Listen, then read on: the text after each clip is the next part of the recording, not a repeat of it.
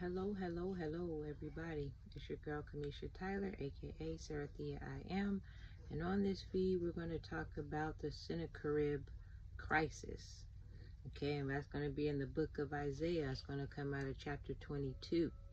And what that identifies is when you take someone in the Afro-Negro American multitude, as myself, someone they want to try to pass off as being either an Egyptian or a pale skinned European or someone whose complexion they want to identify as other than the Afro and Negro American self.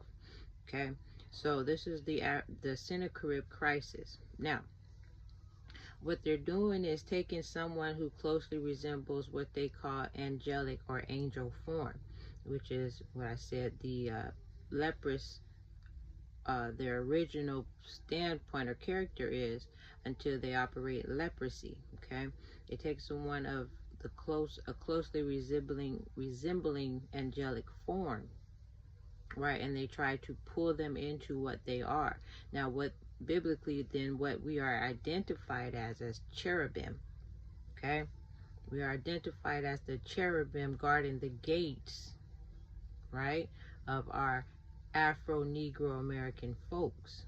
Okay, so this is the crisis, and it goes, they play it on both sides. Okay, so in my situation, I would be known as cherubim. I'm not white, I'm not Hispanic, I'm not none of those European races or leprous pale races outside of Afro-Negro American folks. And then on the flip side of that, they'll take one of their people, right? Here's how black folks, you are always being the one going to jail for the crimes of these other people or clans out here. They'll take someone who could pass on the opposite side of it, being an Afro-Negro American, okay? They're identified as devil, okay? These are, they closely resemble devils when they're satans, okay? So what they're doing is they'll take satanic people or clans or identities or images, and they'll operate against cherubim.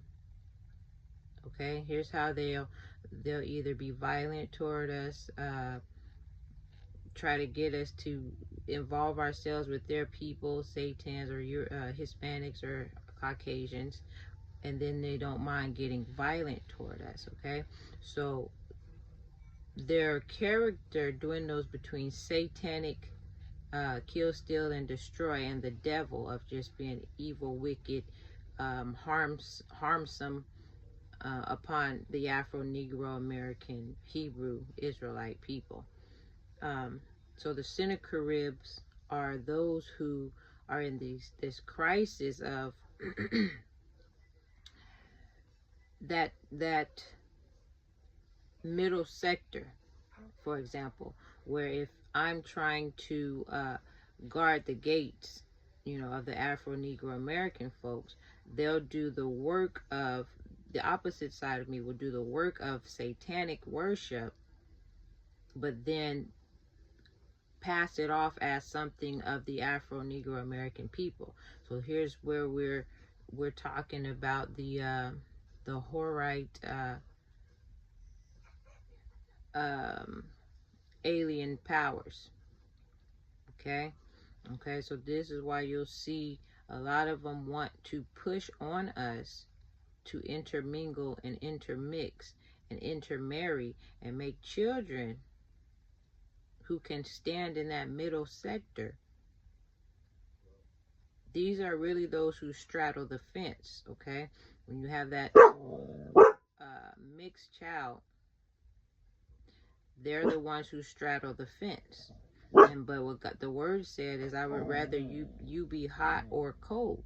He said, if you are lukewarm, I spew you out of my mouth. Therefore you are as vomit in the mouth of God, because you are outside of the will. You are something created outside of the will of God.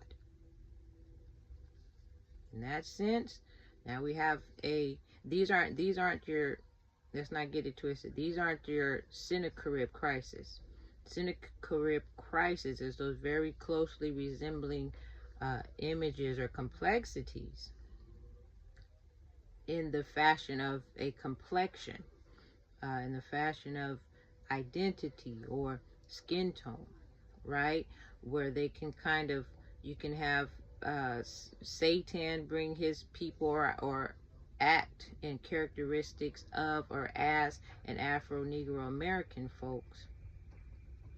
And then there's also a closely related color scheme where Afro-Negro American folks can be identified as, hey, stop, be identified as family to Europeans or Satanics. And that's where you have to have understanding of what the word is saying. And then when the Horites make mixed babies or children, or whatever word they call them nowadays, children of color,